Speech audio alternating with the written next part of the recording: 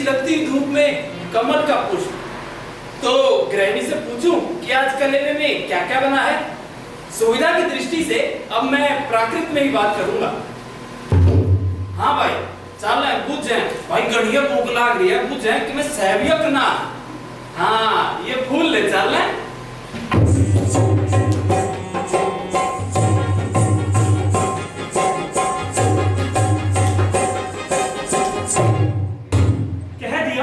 किसी और ब्राह्मण को बुला लो, इस समय मैं व्यस्त हूं।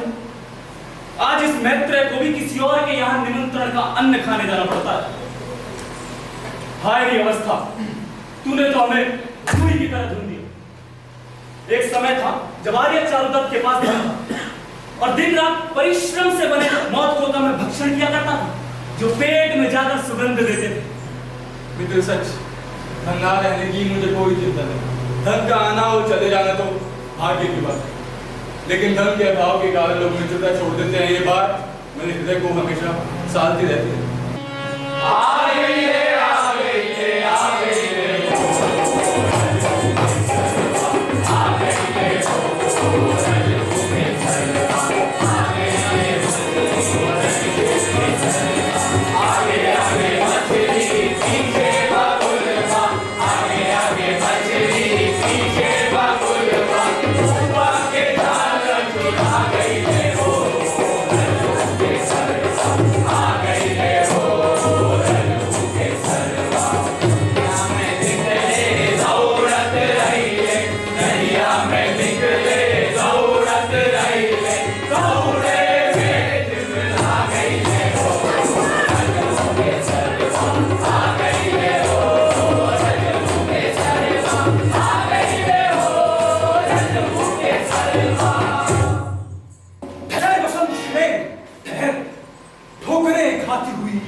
जा रही है, दौड़ रही है, भाग रही है, जा मुस्कुरा, मर तो नहीं जाएगी बाले, मेरा तपस्वी हृदय इस तरह जल रहा है जैसे जैसे जैसे अंगारों पर रखा हुआ मौत का टुकड़ा।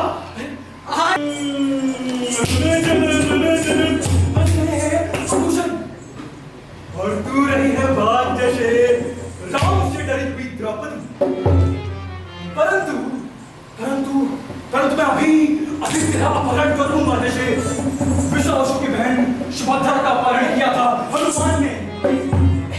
अरे इन प्रहरियों से क्या है?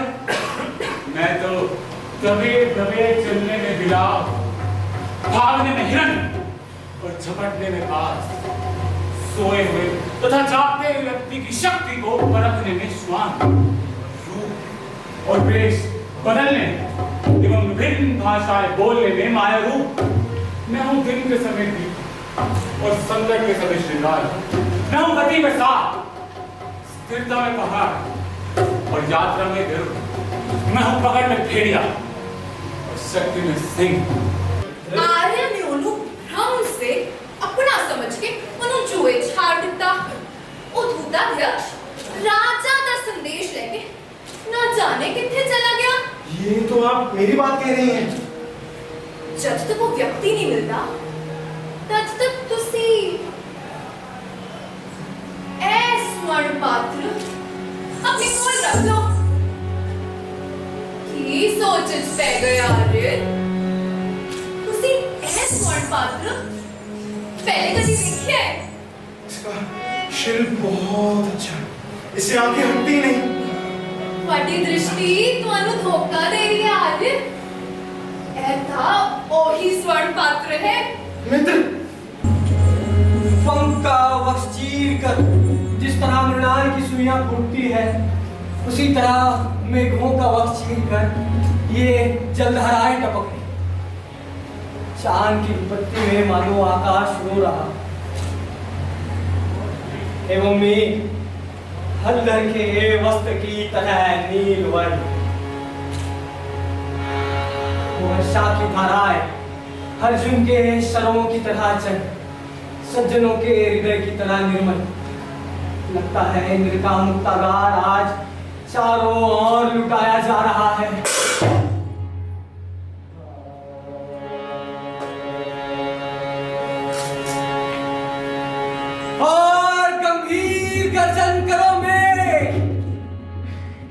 ईश्वरी की कृपा है कि मेरे अंग प्रत्यंग आज स्पर्श से कोमल और पुलकित होकर कदम के फूलों की तरह खिल रहे हैं। अब देखो आगे, वो इंद्रधनुष विद्युत की जिह्वा दिखाता हुआ इंद्रधनुष की विशाल बाहें फैला है। मेघों के दीर्घ श्मश्रु वाला आकाश मानो जम्हाई ले रहा। तो आप अंदर चले, ताल वन में ताल, वृक्षों पर मन, शिलाओं पर वृक्ष और पानी पर चल, ताल के अनुसार कई कई स्वर उत्पन्न करती हुई वर्षा की धारा है। वीणा के संगीत का मनो अनुकरण करें।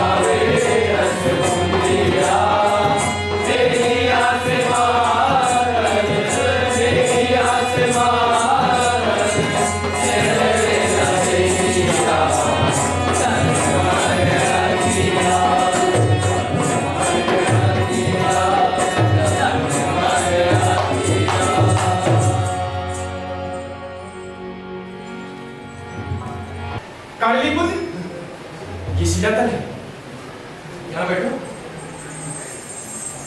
ये आचार्य, मैं बैठ गया। आचार्य, अभी मुझे वसंत सेना का स्मरण हुआ था। हृदय में जैसे गाली खूब जाती है, वसंत सेना मेरे हृदय में खूब गई।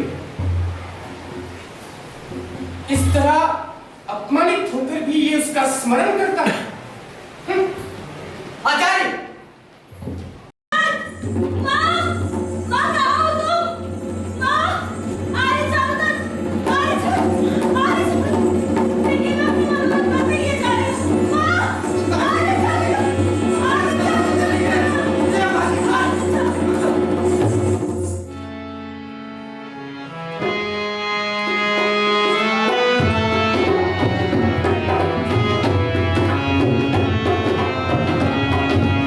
तुमने उससे मेरे पुष्प करंडक उद्यान में ले जाकर अपने हाथों से गला दबाकर हत्या कर दी, और अब यहाँ कह रहे हो कि अपने घर नहीं होगी। मैं पूछता हूँ कि में पक्षपात क्यों किया जा रहा है?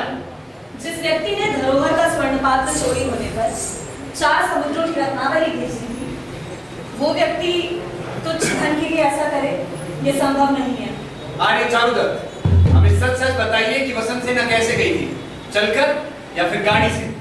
अधिकारी, सुनो सजना सुनो, ये विनयदत्त के पुत्र और सागरदत्त के बेटे आर्य चारुदत्त है। इस तुच्छ ने तुच्छ धन के लोभ में वसंत सेना को चीर पुष्प करंडक उद्यान में ले जाकर उसका गला दबाकर निर्मम हत्या की है। ये अपने चोरी के धन के साथ पकड़ा गया है। इन्होंने अपना अपराध मान लिया है और राजा पालक ने उन्हें मारने की आज्ञा दी। 100 यज्ञ करने वाले जिस वंश की कीर्ति का बखान किया जाता है, आज मेरी मृत्यु के समक्ष उसे ही कलंकित किया जा रहा है। पिताजी,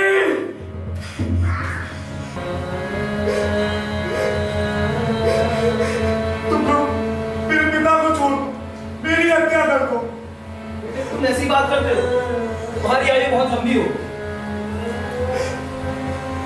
विपत्तियों के कारण मेरी जो दशा हुई है, मुझे इस बात का दुख नहीं, पर साथ में यह घोषणा भी सुनूं कि मैंने वसंत सेना की हत्या की है। मेरे मन को केवल यही बात पीड़ा पहुंचाती है। और सुना है जो कोई भी अपने शत्रु का वध देख ले, उसे अगले जन्म में आंखों का रोग नहीं होता, सिर पिटता। सुनो सज्जनों, आर्य चारुदत्त ने वसंत सेना की हत्या नहीं की, उसकी हत्या राजा के साले संस्थानक ने की है। इन्हें मारो नहीं। जिस अभागिनी के कारण उनके प्राण लिए जा रहे हैं, वो आपके सामने उपस्थित है। वसंत सेना जिंदा है, वसंत सेना जीवित है, वसंत सेना जीवित है। जब शस्त्र ऊपर उठा और मृत्यु ने मुझे अपनी ओर खींच ही लिया, ठीक उसी क्षण यह कौन है जो सहसा ही चली आई है? क्या यह मेरी कोई कोरी कल्पना है या सचमुच वसंत सेना ही? जी आर्य, ये मैं ही हूँ।